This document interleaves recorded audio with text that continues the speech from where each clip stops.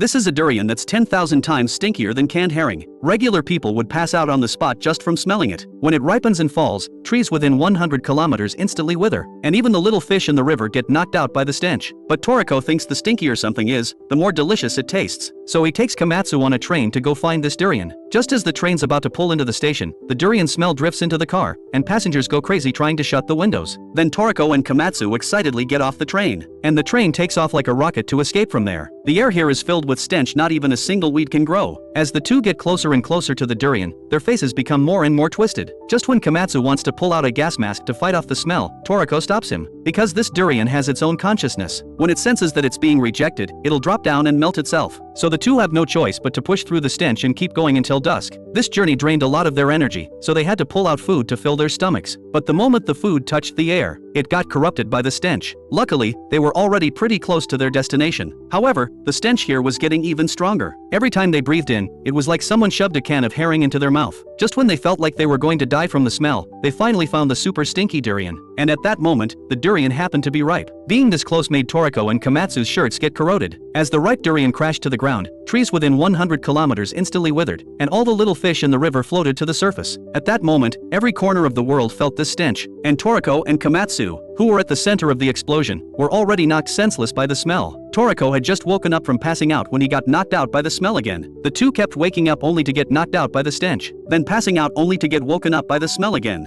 After going back and forth like this for a month, they finally got used to the smell, so they took the durian back to the hotel. But the moment they opened the hotel door, guests scattered everywhere trying to escape. At that moment, Sunny, who had just walked through the front door, instantly passed out from the stench coming off the two of them.